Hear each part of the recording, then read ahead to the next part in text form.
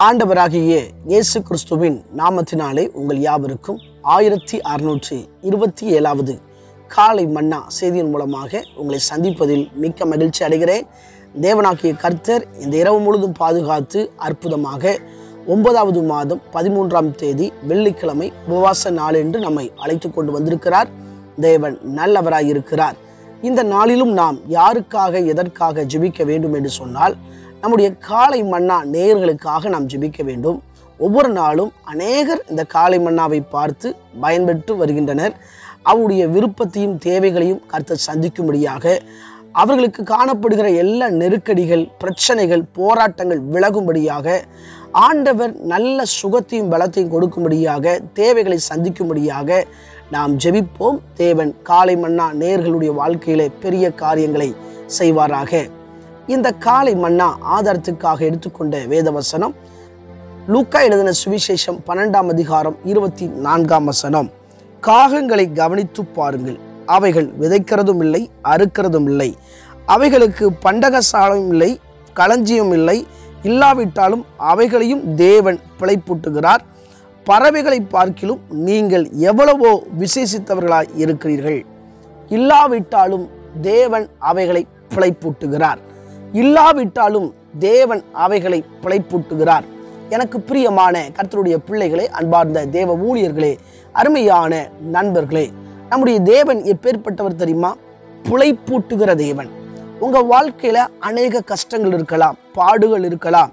எதிர்காலத்தில் என்ன செய்ய போகிறோம், என் பிள்ளைகளை பற்றி எனக்கு இப்படிப்பட்ட ஒரு திட்டம் இருக்கிறது, தேவனுக்கு ஒரு திட்டம் இருக்கிறது, ஆனால் என்னுடைய பிள்ளை அந்த தேவ திட்டத்துக்கு வராமல் என்னுடைய விருப்பத்தின்படி இல்லாமல் அவனுடைய இஷ்டத்தில் போய்கொண்டு இருக்கிறாளே என்று சொல்லி கவலையோடு இதை பார்த்து கொண்டு இருக்கலாம். நம்முடைய தேவன் எப்பேற்பட்டவர்? நான் பிழைப்பூட்டுகிற தேவன்.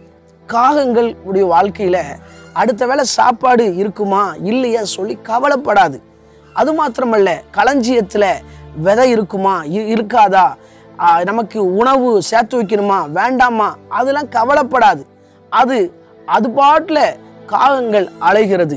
அது மாத்திரமல்ல, பறவைகளை பாருங்க. ஆனா அற்பமான பறவை காகம். இந்த காகத்தை கூட கர்த்தர் பிழைப்பூட்டுகிறாராம். அதான் சொல்றாரு, அவைகளை பார்க்கல நீங்கள் எவ்வளவோ விசேஷித்தவர்களாய் இருக்கிறீர்கள் சொல்லி பைபிள்ல அநேக காரியங்களை கவனித்து பார்க்க சொல்லுகிறது. உங்க வாழ்க்கையில கூட உங்க சரீரத்துல இவ்வளவு பிரச்சனை இருக்க, என் சரீரத்துல இப்படிதான் வியாதியோட நான் வாழணுமா அப்படின்னு சொல்லி இங்க யோசிக்கலாம். எத்தனை நாள் இந்த மெடிசன் எடுப்பது? ஒருவேளை உங்க குடும்பத்துல சில கடன் பிரச்சனை இருக்கலாம். இந்த கடன்ல இருந்து எப்பதான் எனக்கு ஆண்டவர் விடுதலை தர போறாரோ என்று சொல்லி கவலைப்பட்டு இருக்கலாம். ஆனால் வேதம் சொல்கிறது, கவலைப்படுகிறதுனால் உங்களில் எவன் தன் சரீர அளவோடு ஒரு முழத்தை கூட்டுவான் என்று சொல்லி நாம் எல்லாருக்கும் ஒரு தெளிவு இருக்க வேண்டும். என்னை பார்க்கிலும் என் தேவன் அதிகமாய் அக்கறை உள்ளவராய் என் மீது, என் குடும்பத்தின் மீது, நான் செய்கிற வேலையின் மீது, நான் எடுத்திருக்கிற ஒவ்வொரு முடிவிலும் மேல அவர் அக்கறை உள்ள தேவனாய் இருக்கிறார் என்று சொல்லி நாம் யோசிக்க வேண்டும். எனவே நாம் விசேஷித்தவர்களாய் இருக்கிறபடியால் மனிதர்களை தேவன் விசேஷித்தவனமாய் படைத்தார், உருவாக்கினார், நடத்தினார். உங்க வாழ்க்கையிலும் நீங்கள் விசேஷித்தவர்கள் என்பதை மறந்து போகக்கூடாது. ஆகவே தான் தேவன் சொன்னார், காகங்களை கவனித்து பாருங்கள், அது விதைக்கிறதும் இல்லை, அறுக்கிறதும் இல்லை, களஞ்சியத்தில் சேர்த்து வைக்கிறதும் இல்லை. அடுத்த வேளையில அடுத்த வருஷம் என்ன செய்ய போறோம் அதெல்லாம் கவலைப்படாது. காரணம், தன்னை படைத்தவரை நம்பி அது வாழ்கிறது. உங்க வாழ்க்கையில அந்த அற்பமான பறவை கூட கர்த்தரை நம்பி வாழ்றது சொன்னா, எல்லாத்தையும் ஆளக்கூடிய அதிகாரம் கொடுத்த நம்முடைய ஆண்டவரை நம்பி நீங்களும் நானும் வாழுகிறோமா? நம்முடைய ஊழியம் கர்த்தரை நம்பி இருக்கிறதா? நம்முடைய குடும்பம் கர்த்தரை நம்பி இருக்கிறதா என்று சொல்லி யோசித்து ஆண்டவருக்கு முதல் மரியாதை கொடுத்து ஆண்டவரை தேடுவோம் என்று சொன்னால் அப்பொழுது பிழைக்க முடியும். எனக்கு தெரிந்த ஒரு குடும்பம் ஒன்று இருந்தது.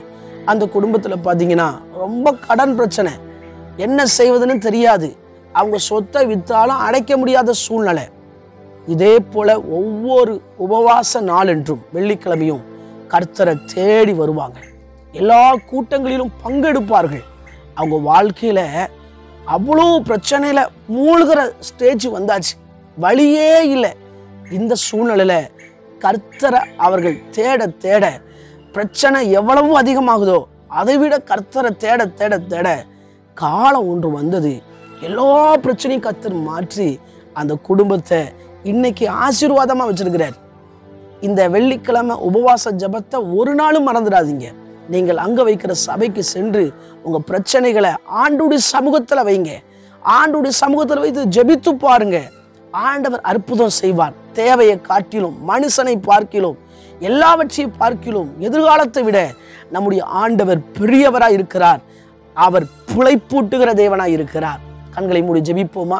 எங்களை நேசிக்கிற சர்வ வல்லமுள்ள தேவனே, இந்த வேலைக்காக வருகிறோம். இந்த காலை மன்னாவை கவனித்து கொண்டிருக்கிற உங்கள் வாழ்க்கையில என்ன பிரச்சனையோடு இருந்தாலும் சரி, சரீர வியாதியோடு இருந்தாலும் சரி, எனக்கு தேவைகள் அதிகமாக இருக்கிறதே, கடன் பிரச்சனை இருக்கிறதே, என் குடும்பத்தில் சமாதானம் இல்லையே, சந்தோஷம் இல்லையேன்னு சொல்லி உடைந்த உள்ளத்தோடு இதை பார்த்து கொண்டிருக்கலாம். என் தேவனுடைய கரம் அவர்கள் இருக்கிற இடத்திலே அவர்களை நிரப்புவதான் ஜெபிக்கிறேன். எல்லாம் சஞ்சலம் தவிப்பெல்லாம் ஓடி போகட்டும் என்று ஜெபிக்கிறேன். ஆண்டவரே, எங்களையும் நீர் பிழைப்பூட்டுகிறீர், நாங்கள் விசேஷமானவர்கள் என்ற எண்ணம் அவர்களுக்கு உண்டாகட்டும் என்று ஜெபிக்கிறேன். அப்பா, பிறந்த நாள், திருமண நாளை நினைவு கூறுகிற ஒவ்வொருவரையும் கர்த்தர் ஆசீர்வதிங்கப்பா. அவங்க வாழ்க்கையில இன்னும் அநேக அற்புதங்களை செய்யுங்கப்பா. பயப்படாம கர்த்தர் பெரிய காரியங்கள் செய்வார் என்ற நம்பிக்கையோடு இருக்க உதவி செய்யுங்க. கர்ப்பகால ஸ்திரீகளுக்கு ஜெபிக்கிறேன். குழந்தைக்கு வேண்டிய வளர்ச்சி, ஏற்றவில்லை சுகப்பிரசவத்தை கட்டளையிடுங்க. ஆண்டவரே, எக்ஸாமுக்கு ஆயத்தமாகி கொண்டிருக்கிற பிள்ளைகளுக்காக ஜெபிக்கிறேன். நல்ல ஞானத்தையும் ஆண்டவரே கல்வியும் கர்த்தர் கொடுப்பீரான்னு ஜெபிக்கிறேனப்பா. சோர்ந்து போகாமல் எல்லாவற்றையும் ஞானமாய் நடக்க உதவி செய்யுங்க. இதனால பிரயாணம் பண்ணுகிற ஒவ்வொருவரையும் ஆசீர்வதிங்க. அவங்க பிரயாணம் ஆசீர்வாதமாக இருக்க உதவி செய்யுங்க. தொடர்ந்து பெரிய காரியங்கள் செய்வீராக. இயேசுவின் மூலம் ஜெபம் கேளும் ஜீவன் நல்ல பிதாவே, ஆமென். என் ஆத்துமாவே கர்த்தரை ஸ்தோத்திரி, என் முழுவதுமே அவருடைய பரிசுத்த நாமத்தை ஸ்தோத்திரி. என் ஆத்துமாவே கர்த்தரை ஸ்தோத்திரி, கர்த்தர் செய்த சகல உபகாரங்களை மறவாதே, ஆமென். ஆண்டு சுத்தமானால் மீண்டும் நாளை காலை புதிய காலை மன்னா செய்தினுடைய சந்திக்கிறேன். அதுவரை தேவ கிருபை தாங்குவதாக. மாரநாதா, இயேசு வருகிறார். ஆயத்தமாவோம், அனைவரும் ஆயத்தப்படுத்துவோம். ஆமென். அல்லேலூயா. Praise the Lord.